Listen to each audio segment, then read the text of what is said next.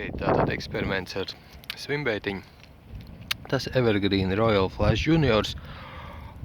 Saskatījos viena Japāņu gudrinieku video, kur viņš svimbeitiem priekšā visdažādākiem pieliek šitā te osiņu. Un tad attiecīgi tur kabinas svars priekšā. Vai arī nekabina, ja viņam negribās. Attiecīgi sanāk gan tā var lietot. Te mēs redzam, tas ir mans ļoti rupšs pakaļdarinājums tam, ko viņš izmantoja, lai neķertos āķi. Aiz akmeņiem vai kur tur ķērājiem. Ideja skaidra, viņam ir tās gumijas, teiksim, džigausa gumijas svārkiem to pašu materiālu var izmantot. Man gadījās, ka bija tāds iepirkts cilvēk. Var izmantot arī, lai mēģinātu bišķi vairāk to sāķis uztaisīt pa ņizacepļaikām. Tā. Te man te bija tāda aķīša pamēģināju, viņiem te ir tāda ļoti izteikti redzēt ieliekt uz iekšu. Pats asmenītis, pats smailīt. Es tā cerēju, ka tas man mazinās risks vismaz šajā eksperimenta periodā, kā aizķeras aiz akmeņiem kaut kur. Te priekšā es pieliku, man bija 11 gramu dropshot svini. To dropshots īpaši tā nekad neesmu pieķēries. Tad nebija īpaši skādi pamēģināt. Tā, jā.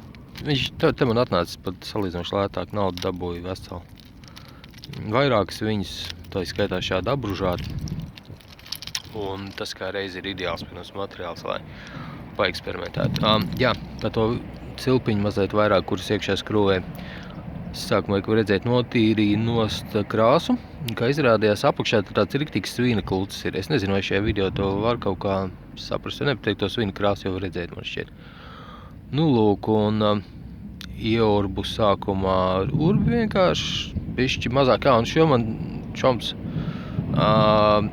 iedāvināja vienkārši kaut kādu no mēbeļu būšanām, kaut kur tu izmantot, nezinu. To austiņu. Attiecīgi tur tālāk aiziet vītnīt iekšā. Es attiecīgi bišķi mazāk diametra ar urbi ieurbu.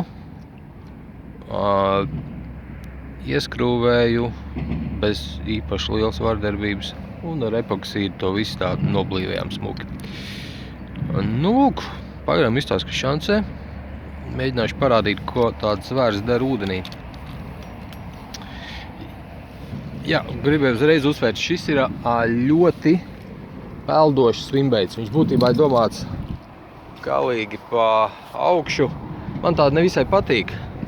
Vismaz manos apstākļos pa Daugavu nav arī daudz, vismaz tādu vajadzīgu, varbūt pāris, bet nedaudz. Es esmu viņus svarojis lipinot svinu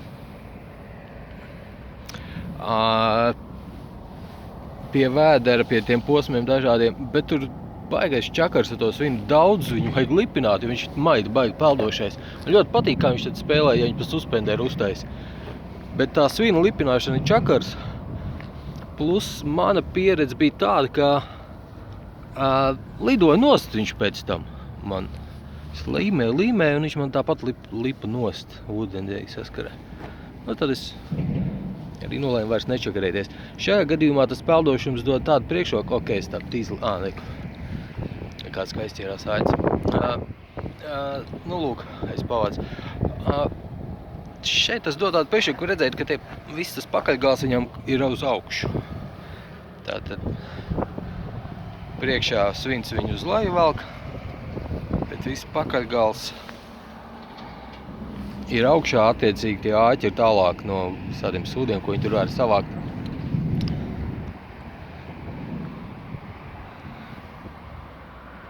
Lūk, te var redzēt arī šo spēli, kas ir ļoti jauka šiem svimbeitam, kāpēc viņi arī, man liekas, sauc pa Royal Flush, šitais juniors ir tas, ka viņam ir šis flashings, vai rollings, vai kā, viņš to sāns ļoti smuki rāda, viņš ļoti smuki groza sāns. Nevar vien nopriecāties. Apā. Tā.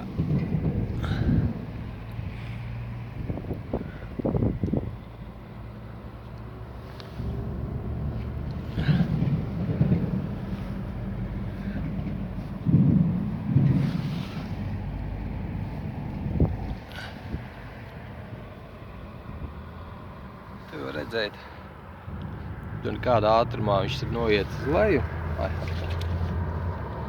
Un priekš mūsu šī aspekta īstenībā vienalga. Tu vari padomāt, vai 11 grāmi ir īstais vai nē. Var mazāk, var vairāk.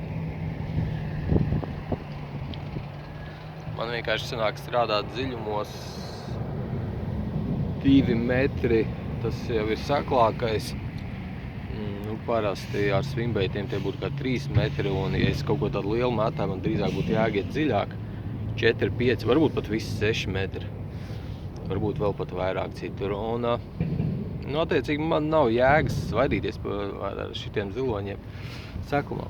Ok, es domāju, ideja skaidra. Viss.